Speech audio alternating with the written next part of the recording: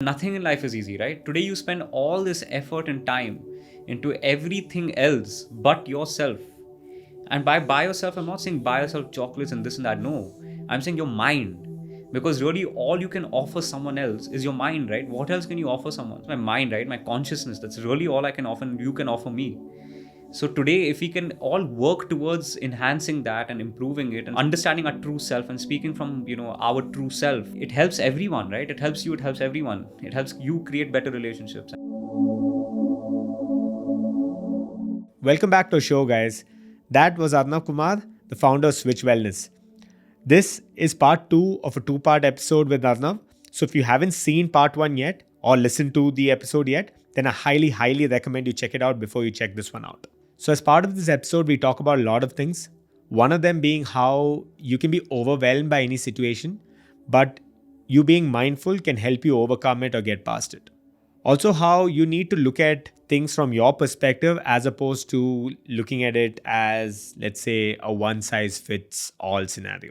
If you did like the previous part of the episode, or if you like what you're seeing here, then do hit that like button. And if you haven't subscribed, then do subscribe to our channel.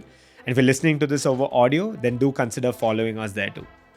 Cool, then let's get right into it. This is Arnav Kumar.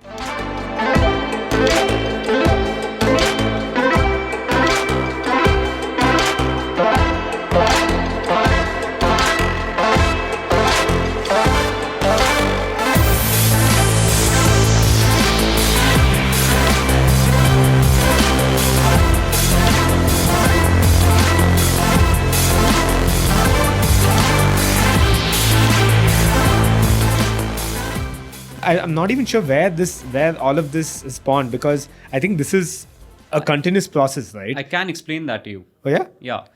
So what happens is that, like you said, when you're a child, you do have to value your mother and your father's opinions because they help you nurture who you are, right? You don't know what's best for you at that age, really, right? So you're listening to the people, again, in the most faithful, pure, divine way of love, and listening to them and learning from them. So they become, your biggest role models. And no one's been given a manual of how to be a parent. So a parent will always make a mistake, right? I don't have a manual of how to be a son. I must have made 1,000 mistakes. Yeah. So the thing is that you learn from them. But at that moment, while you're learning from them, right, you start developing this attachment.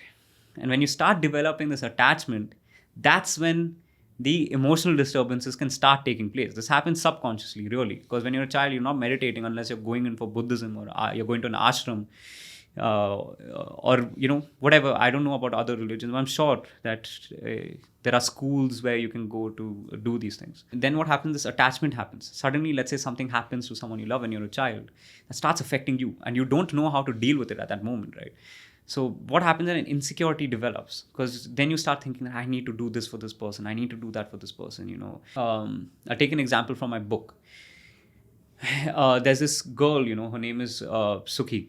And she's basically, she's experienced this moment where, she's like, she's lived through her life, thinking that, she has to be this kind of hero, protect people and take care of people and this and that, even if it came at the cost of, losing out on who she is and as a person, how she is. And, this development started taking place where she started to understand that where is this feeling coming from, right? This moment came in her life where she witnessed, something happen when in her childhood. Where, let's say, for example, she's like, her parents were arguing, and then she suddenly felt that she needs to protect her mother.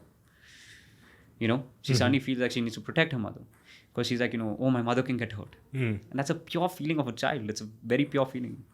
I'm saying this because I know it's relatable for a lot of people, but unaware.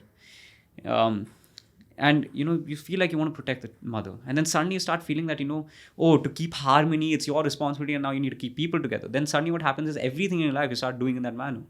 But at that moment, you're neglecting yourself. And then that emotion that arises at that moment, that fear of, my mother could get hurt, or this could happen, or that could happen. And that, sudden sensation of fear that might appear at that moment, you don't know how to deal with it.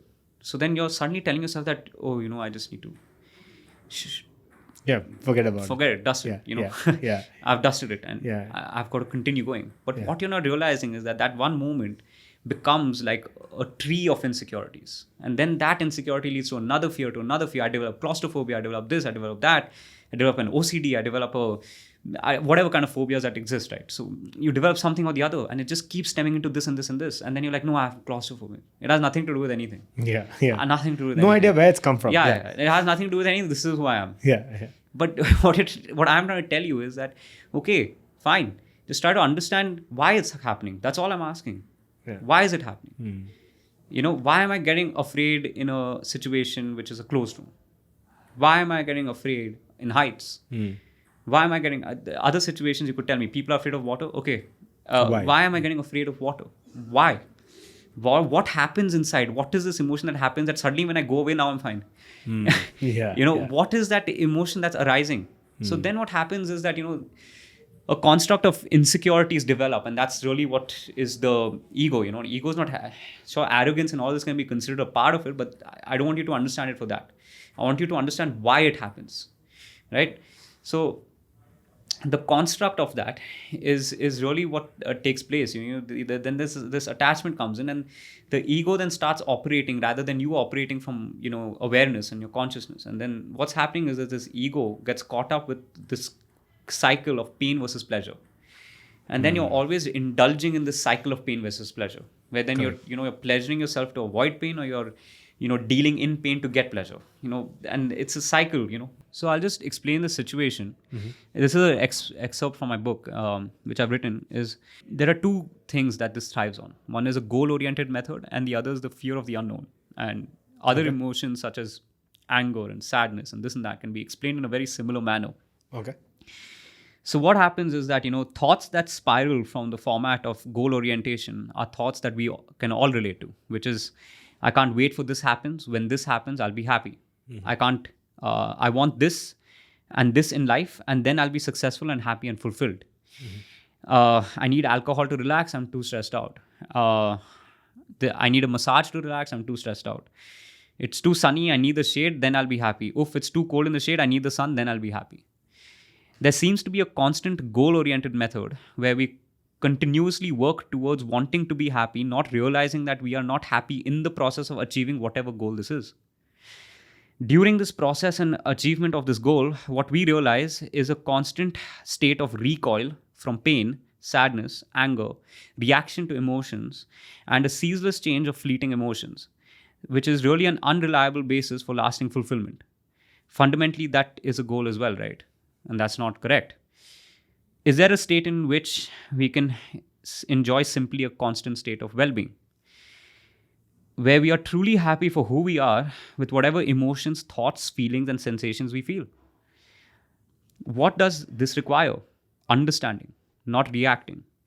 So instead of running away from who we are, we need to run inwards towards who we actually are, where we reach a point where we have truly understood the contents of our consciousness.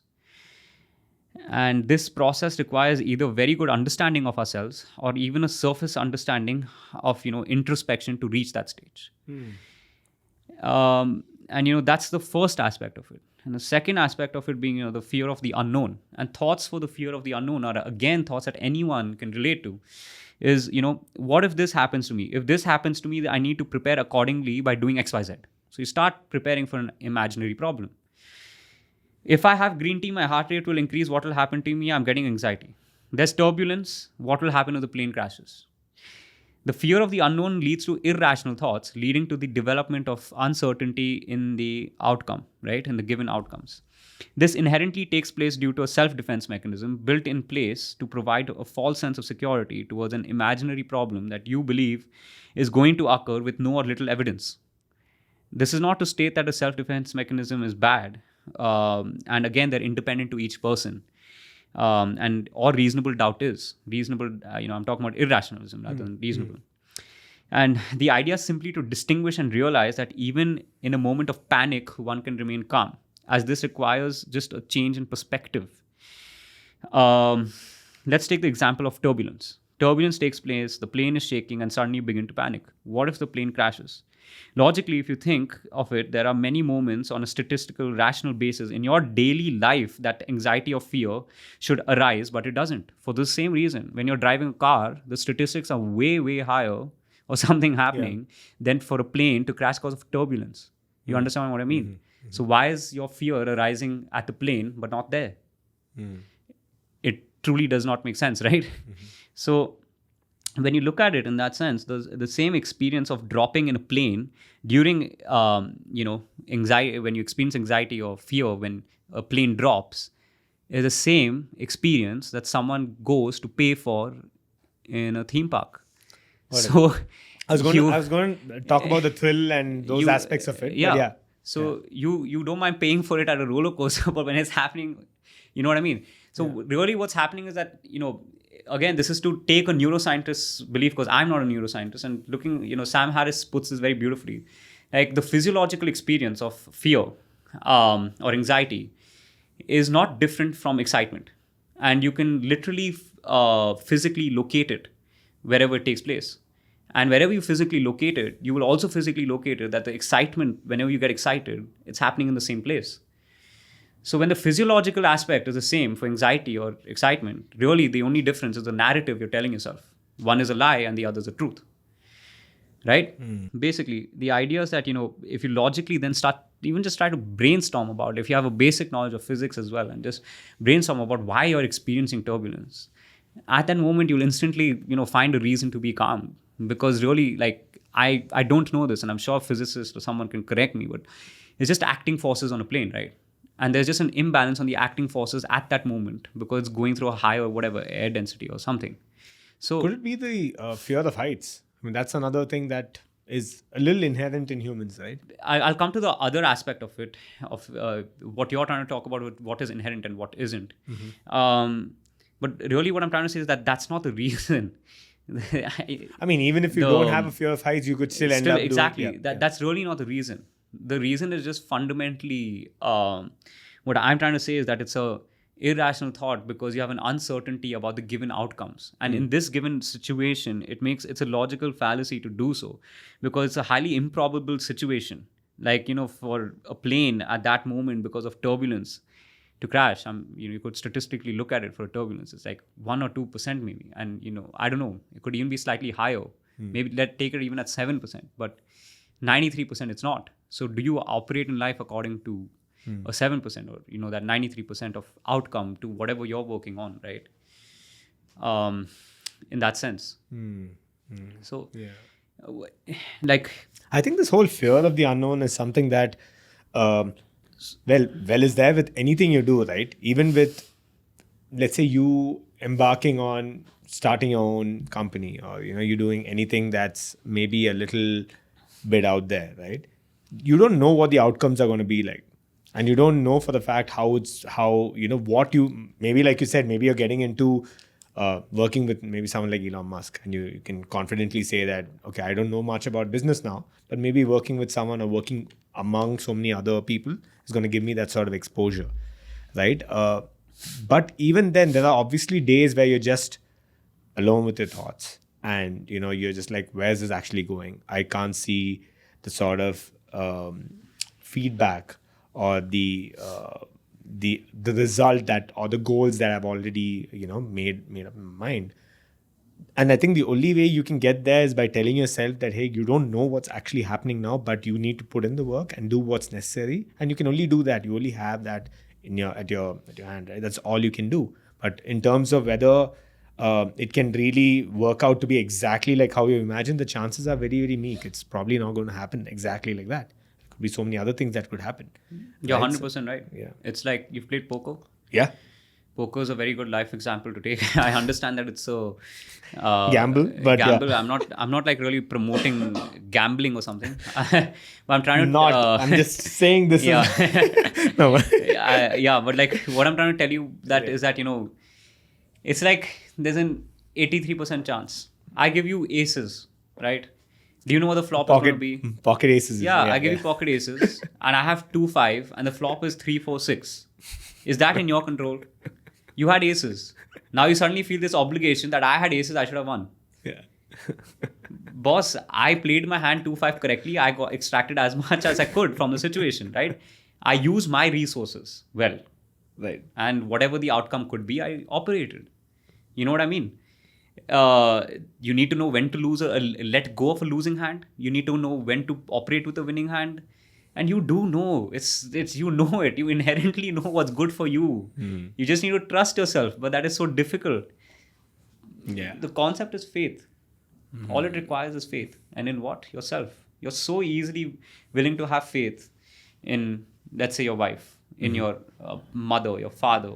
How much of that faith do you have in yourself, right? Let's say I have so much faith in God, right? And let's say I have faith in whatever your religion may be. That same amount of faith you need to have in yourself as well. Is all I'm saying. You know, you need to have faith in yourself. And it's good to have faith in things. It's good to have faith in God. It's good to have faith in family. It's good to have faith in your loved ones. It's good to have faith in humanity, nature. But it's most important to have faith in yourself. Yeah. And the only thing that you have control over is who you are. If you think you have control over other things, it too, in a way, is, how do I say, an illusion, right? Because you really don't. Like you said, everything is a likelihood of happening. Correct. Right? Today I'm sitting on a plane. I trust my pilot. I trust the process. That's also And, faith. Yes. Yeah. Ultimately, if something happens, it'll happen. No, it's not in my hands. Correct. It's not in my hands. Can I do something? What will I achieve by panicking? Just tell me. If the plane, even if turbulence takes place and the plane crashes, what will I achieve? What will I achieve by panicking? Will I achieve anything? You have lost a lot of things. I've lost a lot, but I've not achieved anything. Yeah, correct. You know what I mean? I've lost my happiness for that moment. Sane thoughts. Exactly. Like that mindfulness for that moment is gone. Correct. So today, if it does and it's happening, what can you do? Honestly, what can you do? Sure, I understand there'll be reasonable fear at that moment that I'm going to die, but like, that's understandable. Yeah. But after it's happened, not like, अरे turbulence हो रहा है तो फिर अभी से ही सोच लेते हैं. It's not like that. Correct. It's like, if it does happen, then at that moment for you to fear it's reasonable. But before it happens, for you to get afraid and then provide yourself a sense of security कि नहीं अब ठीक है. That does not work. This whole turbulence example reminds me of I'm not sure whether this was either part of another story or whether it's an actual real life experiment where I think a bunch of passengers were asked to read a book or a passage or something around. Again, it was they had a control group. They had some of them who read about turbulence and some of them who read about all of these things. What they noticed over a span of the next year, and not just that particular trip, is that these guys who have read about turbulence or whatever affected all their trips that they took, like through the entire year. And it comes down to, you know, affected that trip in what way? Good way or bad? In a way that, you know, the moment they've read about turbulence and they've read the whole mortality issue and, you know, how many people have actually died, they start panicking the moment they sit inside a plane. But the other guys, the same guys who, you know, again, the control groups, great, no issues, everyone's relaxed. And they tested this out across a span of a year. And these guys, it eventually became an inherent thing where, you know, fear of flying over time. And that kind of, you know, compounded over time because of, you know, going through it multiple times. But I think it comes down to, if you read it and you knew for the fact that, hey, it's just another topic that I've read in a book. And then you tell yourself that it's okay. And then, you know, it just goes to show that there's so many factors here that are playing with you. And there's so many things that could affect you. And it happens on a daily basis, right? I mean, how many things, dude? Like, there are days when you don't need to stress out. You're stressing out. You're losing your shit. You're running all over the place. Yeah, but why are you stressing? Exactly. That's the thing, right? It could be some small thing. It could be some, you know, just maybe another things, you know, pulled you down. And that's now, you know, showcasing itself through your job or your career. Exactly. Yeah. That's really what it is. Yeah. The thing is that, like, what I'm really trying to tell you is that, you know, like you're thinking, but you're unaware that you're thinking.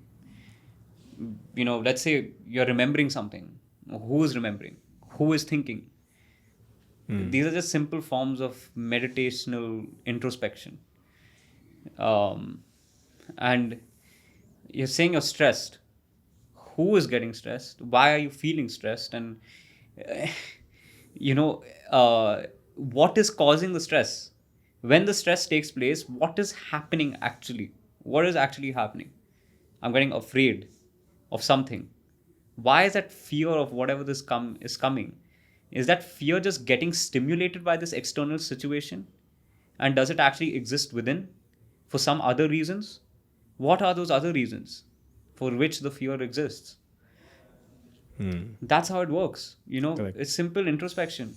And we are teaching this, like, in my business, my work, this is literally all it is. Our idea is to help others, and our motto is to help others, help themselves in order to help others. And the idea is, we're introducing this analytical meditation so that people can then start practicing this.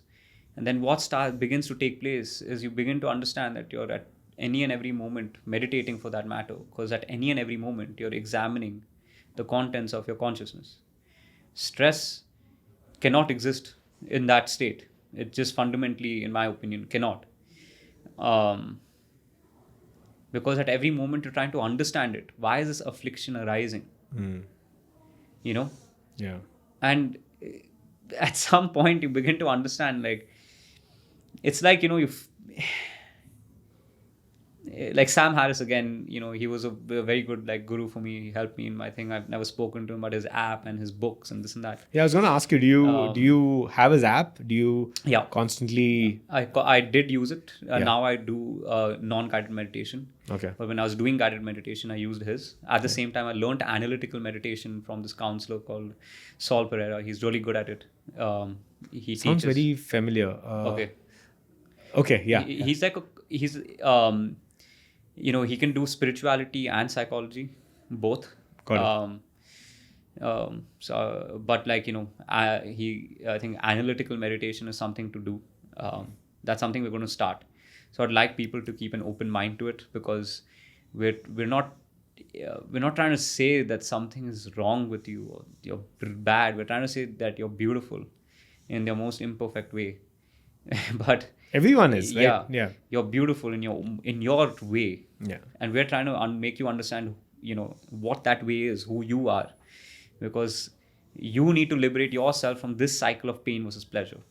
You need to liberate yourself from this, recoil from pain and sadness and anger and this and that. You need to find a way of consistently being, mindful and happy, and that's up to you. We are trying to teach you a way to do it, which does not involve religion, so that, it's not like, we're trying to enforce Buddhism or something. Because I understand and respect that everyone has their own faith. So respecting that everyone has their own faith, we would like to help you on the concept of spirituality. So, come in that concept and help yourself in an aspect of spirituality. Develop your spiritual quotient, right? So we believe there's a 5 aspects of autonomous health, which is like mental, emotional, physical, social, and spiritual. Physical, you can do fitness, and mental is really about reasoning, which is, you can develop logical reasoning by studying physics and mathematics, or other things that are good on an objective basis. And the emotional and spiritual health go hand in hand. So that's something that's where we would like to help. And the social and spiritual health. The social health will come on its own. That's what you've been asking me, and I've been trying to answer. The social health will come on its own, where you begin to participate well in society, help people, and they help others. But the most important really is that emotional and spiritual. And you can't use the reasoning, you can't use intellect for that. You need to, you need to understand your emotions. And I think, it's about equipping yourself with the right tools for that particular, realm, right? In this case, you can't, like you said, battle something, the mental side with emotions, and you start fighting it. It's just a downward spiral from there, right? It just doesn't help. Yeah. And a lot of people get that conflated too, right? Because I've heard instances here as well where people think that they know the reason why they are, acting out, lashing out, or they're behaving in a certain way. but then either they don't do anything about it after knowing. And I think there's something we've spoken on the show before too, which is great to have knowledge, but if you do nothing with it, it's useless, right? Agreed. It's like, yeah. Only you can make use of it, right? And that's why I said you are in charge of your thing. It's a difficult thing to do. It's not easy. But the point is that nothing in life is easy, right? Today you spend all this effort and time into everything else but yourself. And by yourself, I'm not saying buy yourself chocolates and this and that. No, I'm saying your mind. Because really all you can offer someone else is your mind, right? What else can you offer someone? If I'm not alive, if I'm declared dead, it's my body. Can I offer my body? In that sense, no, right? I'm saying like the only thing I can really offer is my mind, right? My consciousness. That's really all I can offer, and you can offer me. So today, if we can all work towards enhancing that and improving it and speaking from our, understanding our true self and speaking from, our true self, it helps everyone, right? It helps you, it helps everyone. It helps you create better relationships. And lashing out, it's good to know why you're lashing out. It's very good to know. It's a start, certainly. And that's when I wrote it's a surface understanding of introspection. And that's good. I mean, you got to start but somewhere. You need to start somewhere, and you need to go in, and you take that knowledge and do something with it, and all I'm trying to say is spend that time on yourself. If 16 hours of your waking day is going into work and this and that, you're just somehow trying to keep things in balance, that's what you're doing. I'm saying try and go within 10 days, 14 days, in a year. Take it out and spend it on yourself, right? To understand yourself and go within, understand why this happens, that happens, analyze your mind, basically. Try and understand your mind in essence. And that's where, like, tools like meditation and cognitive behavioral therapy and journaling and everything, right? Journaling, gratitude, taking care of nature and people and doing something good, all of that helps. Exercise, you're taking your right supplements to ensure that your body is good, keeping yourself healthy with food. Spend 14 days dedicated to yourself, right? And after that, you become literally like a gift to yourself. And then, but it doesn't end there, right? That's the thing, right? It's easy for us to think of these whole detox periods and think of like a 14 or 30-day period and just like get done with it. But that's just like literally a tip. You got to really make it a habit. And you got to get it, going throughout. Otherwise, you're again going to be back where you started. And then again, you got to do the whole 30-day thing. And then you're back again. And it's just whatever. And yeah. I think the maximum effort you need to put into is taking care of yourself. And you're taking care of yourself by doing these things. See, like meditation, when I said it's not good for you, the reasons for that was so that you try and understand your mind, to try and understand that disturbance that takes place. Ultimately, it is good for you. Yeah. But in the process, you have to understand that it's not. I don't know if if that's making sense. Yeah. And no, I get that. If you understand that meaning, what I'm trying to say is that it's a process, right? Life is a process. It's not a problem to solve. What problem are you trying to solve? Yeah. It's like a mystery, right? It's an unraveling mystery. Keeps taking place. Who knows what's going to happen 10 years later? Could anyone tell us COVID was going to take place? And then what happens? You accept reality at any and every moment for what it is, and you try and work from there, right? It's a process. If you think that, now, I'm fine, let's move on. Then again, you'll come back to that same position, right? You need to get out of it in that sense and really act. I feel you need to act on, really getting it into, having a process for the process, if that makes sense, right? I mean, because at the end of the day, it's very easy for us to, that's what it is. You sit down and you journal and then you're like, okay, so I'm happy for this. Or, forget gratitude. I'm just talking about just journaling about maybe something that's happened through the day. You note it down and you're just like, that's great. And you do this for 30 days and you've done nothing about it. That's just a bunch of 30 pages wasted the way I see it. But if you've taken those, maybe taken 10 minutes to write it down, and if you've taken another 30 minutes to introspect, another 30 minutes to act on it, dude, you can really see those, those changes. Right. And I think we had one guest on the show who spoke so much about the importance of having to if you're reading a book, it's very easy to just read a book and say that, hey, I finished about 20 books in 6 months. But how much have you really utilized from it? How much have you really understood and taken away from it? How are you implementing things from these books? And I'm talking specifically non-fiction books, right? And I think he had a very simple rule. I think it works for him, and I think it will work for everyone else as well, which is if you read for one day, you need to introspect for a minimum of 2 to 3 days on the book. So that's sort of the ratio, right? You give it enough time, and then it kind of, you see that, okay, now I know where I'm coming from, where I can utilize these things, how it's going to benefit me. And then over time, you'll start seeing those, those changes as well, right? When you're taking care of yourself, right, you need to do what's good for you. Like today, there's no cookie cutter approach. So it's not necessary that I can tell people, what we can do as people is suggest what we think is good for ourselves and what we do to improve ourselves. Then tomorrow you can take it or not take it, that you have to decide, right? So one thing when it comes to reading books and, implementing knowledge really is what I think you're asking me. And books is just one source of knowledge. You really have to, like I said earlier to you, understand the context of the situation, understand what the meaning behind it. Why is this being said? What is the person really trying to communicate? And, introspect it in that sense. Once you've got some sort of an understanding of it, then you try and understand, how do I implement it for myself? Does it suit my nature to do something like this? And Correct. You want to keep improving, right? Because progression is, again, in my opinion, inherent in everyone's nature. So reading books, in my opinion, I've read a lot of self-help books in that sense, because I'm assuming that's what you're talking about. Sure. that I mean, category. see, books is one category. Autobiographies and stuff. Sure. I mean, Yeah. books is one aspect of, even Sam Harris has his own set of books, right? And then apart from that, there's also, any sort of content that you consume that, could be in the self-help realm.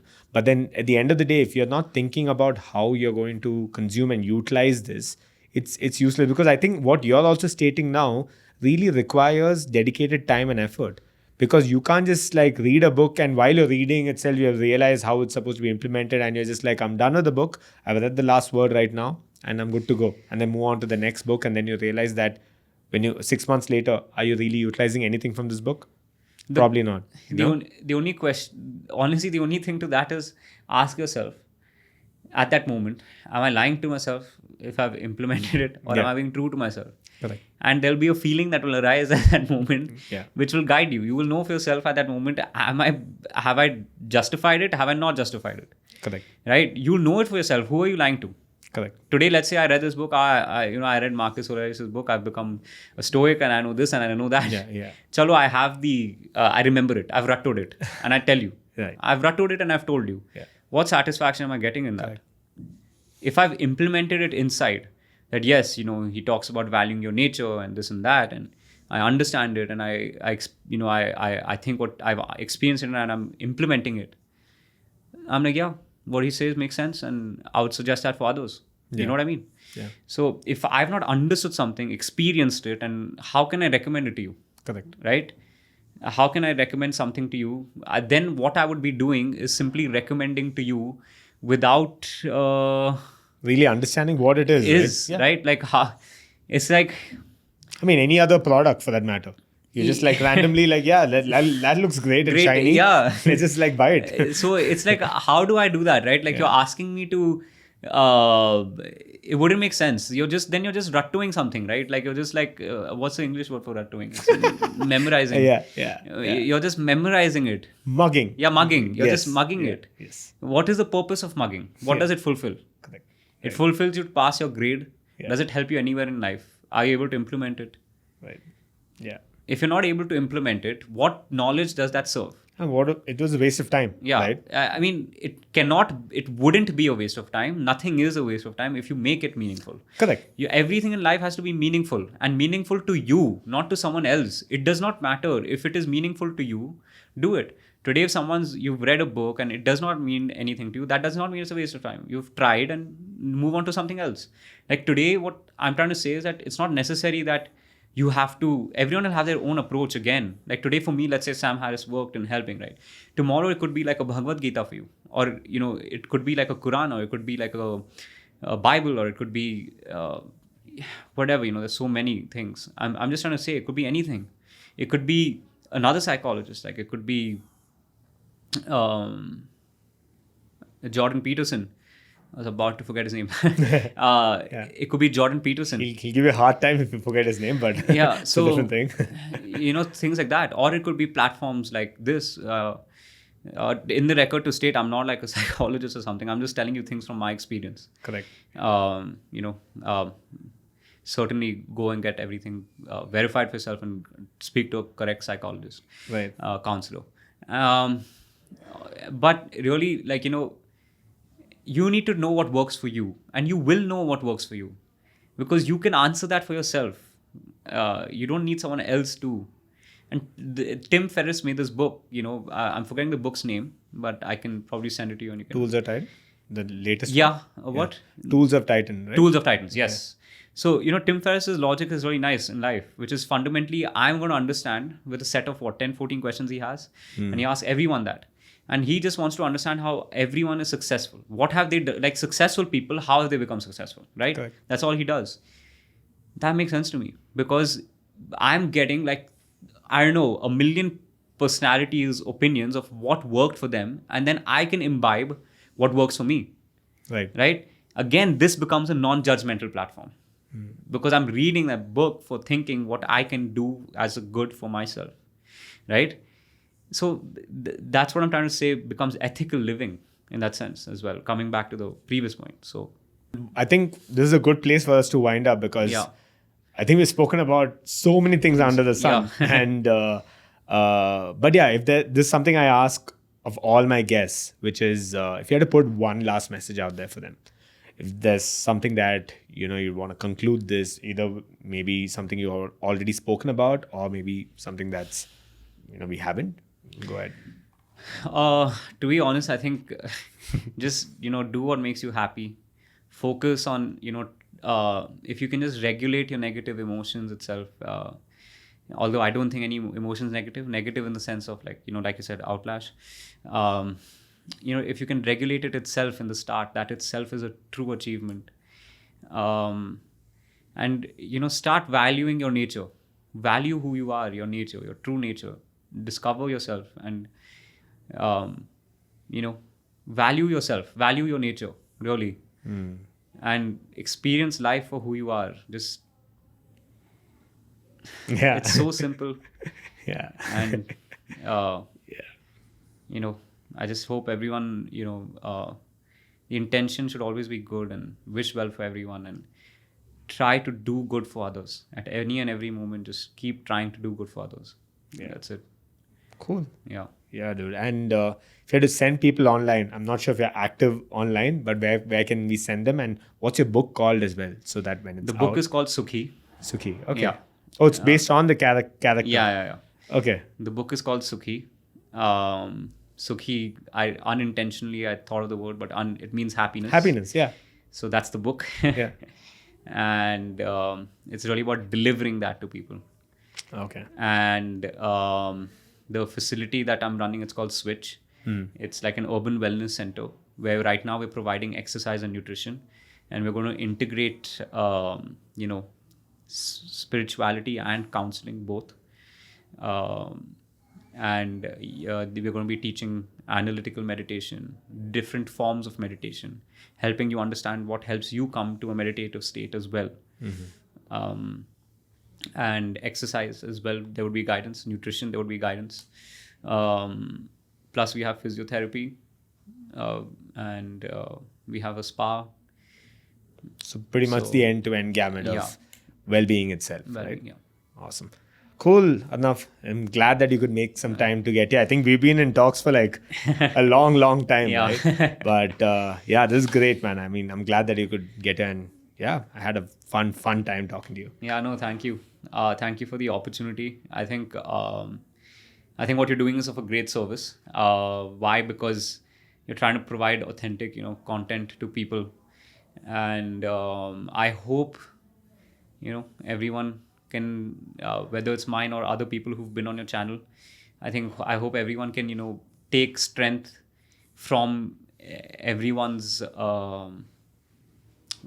knowledge of Insights life, and journey, insights right? of life. Right. Yeah. And that's the plan too, right? The idea is to keep it very, keep it comfortable with the guests in a way that they can open up and talk about their learnings.